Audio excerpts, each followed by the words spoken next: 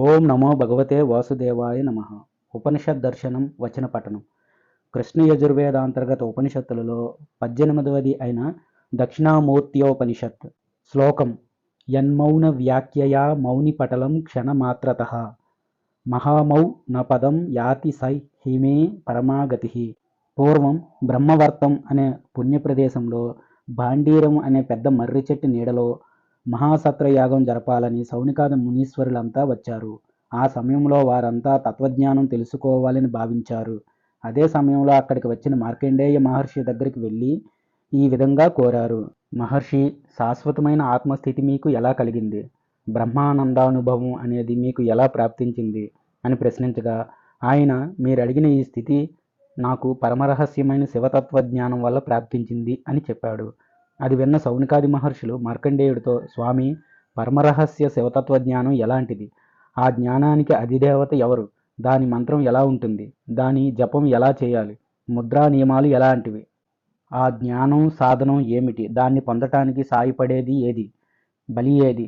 ఏది సరైన కాలం అని వివిధ రకాలుగా ప్రశ్నించారు. అప్పుడు మార్కండేయ మహర్షి వారికిలా సమాధానం చెప్పడం ప్రారంభించాడు. మునులారా, దక్షిణాభిముఖుడైన పరమేశ్వరుడిని ప్రత్యక్షంగా అనుభవించి గ్రహించే జ్ఞానమే పరమరహస్యమైన శివతత్వ జ్ఞానం. ఈ పరమేశ్వరుడే ప్రళయకాలంలో ఈ సృష్టి సమస్తాన్ని తనలో లీనం చేసుకుని తన స్వరూపమే అయిన బ్రహ్మానందంతో ఆనందిస్తూ ఉంటాడు.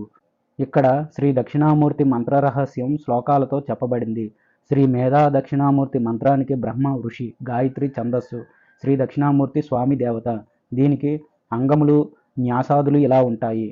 పైన చెప్పిన ఓ మాదే నుంచి చతుర్వింశక్షరో నమః వరకు ఉన్న దక్షిణామూర్తి మంత్రాన్ని గురుముఖతః ఉపదేశం పొందాలి. ధ్యాన వివరణ. స్ఫటికంలాగా వెండిలాగా తెల్లగా ప్రకాశించే శరీరం కలిగినవాడు, ముత్యాల హారాన్ని, అమృత కలశాన్ని, గంధాన్ని, చిన్ముద్రని చేతుల్లో, పాముని నడుముకు ధరించినవాడు అయిన శ్రీ దక్షిణామూర్తిని ధ్యానిస్తున్నాను. మంత్రేణ న్యాసః నుంచి నవాక్షరః వరకు ఉన్నవి న్యాస మంత్రాలు. వీటిని గురుముఖతః చెప్పుకోవాలి. ప్రార్థన.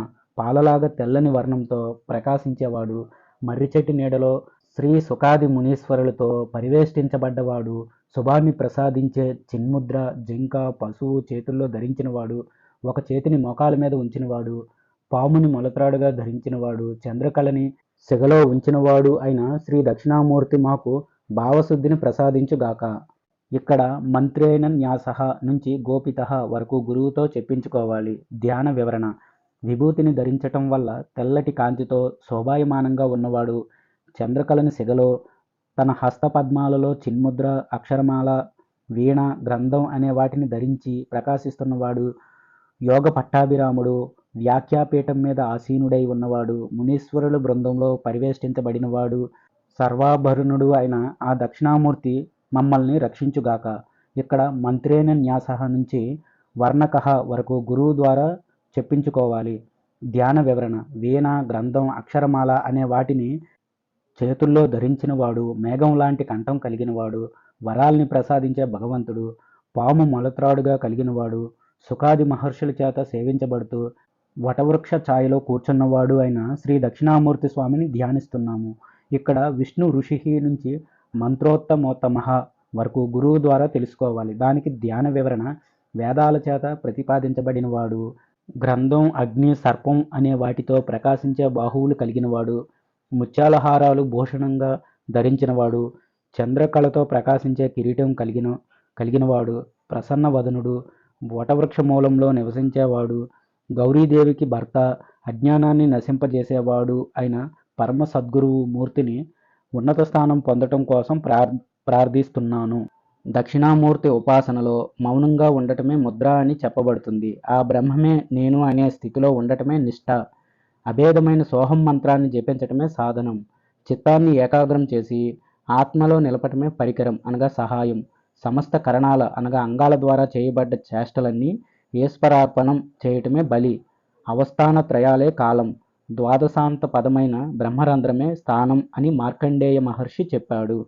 అంతా శ్రద్ధగా విన్న సౌనికాది మహర్షులు మరింత భక్తితో మార్కండేయ, ఆయన ఎలా ప్రార్థిస్తాడు? ఆయన స్వరూపం ఎలాంటిది? ఆయన్ను ఉపాసించింది ఎవరు అని ప్రశ్నించగా ఆయన ఇలా సమాధానం చెబుతున్నాడు. వైరాగ్యం అనే నూనెతో నిండినది భక్తి అనే వత్తితో కలిగినది అయిన ప్రబోధం అనే పూర్ణ పాత్రలో వెలిగేది అయిన జ్ఞానం అనే దీపాన్ని దర్శించాలి. అప్పుడే సాధకుడికి జ్ఞానం అనే అంధకారం నశిస్తుంది. శివుడు స్వయంగా అతడికి సాక్షాత్కరిస్తాడు. వైరాగ్యాన్ని క్రింద ఉండే అరణిగా, జ్ఞానాన్ని పైన ఉన్న అరణిగా చేసి బాగా మదిస్తే అందులోంచి వేదాంతార్థం అనే జ్యోతి దర్శనమిస్తుంది. వివేక స్వరూపమైన మార్కండేయముని మోహం అనే యముడితో అడ్డగించబడి, తత్వహీనం అనే పాశంతో బంధించబడి, ద్వైతం అనే భయానికి పాత్రుడై పరితపిస్తున్నప్పుడు స్వస్వరూపంలో ఉన్న నిజానందం అనే పరమాత్మ ఆయనకి జ్ఞానాన్ని ప్రసాదించి, ప్రాణాల్ని ఇచ్చి జన్మరాహిత్యాన్ని అనుగ్రహించాడు. ఇక్కడ దక్షిణ అనగా బుద్ధి అనగా మేధ. ఇది కళ్ళకి ఎదురుగా కనబడటం వలన పరమశివుడు దక్షిణామూర్తి అని బ్రహ్మవేత్తలు చెబుతారు. పూర్వం సృష్టి చేసే సమయంలో బ్రహ్మదేవుడు పరమశివుడిని ఉపాసించి సృష్టి చేసే శక్తిని పొంది ఎంతో సంతోషించాడు. అలాంటి స్థితిని పొందిన ఉపాసకుడు కూడా ఇలాంటి సిద్ధులనే పొంది సంతోషిస్తాడు. ఇది పరమరహస్యం, బ్రహ్మరహస్యమైన శివతత్వ విద్య. దీన్ని పఠించిన వారు సమస్త పాపాల నుంచి వినిర్ముక్తులై మోక్షాన్ని పొందుతారు. ఇది శ్రీ దక్షిణామూర్తి ఉపనిషత్. కృష్ణ యజుర్వేదాంతర్గత ఉపనిషత్తులలో 18వది అయిన దక్షిణామూర్తి ఉపనిషత్తు సమాప్తం. స్వస్తి. జయ శ్రీరామ. శ్రీరామ రామ రామేతి రమే రామే మనోరమే సహస్రనామ తత్తుల్యం రామనామ వరాననే శ్రీరామ రామ రామేతి రమే రామే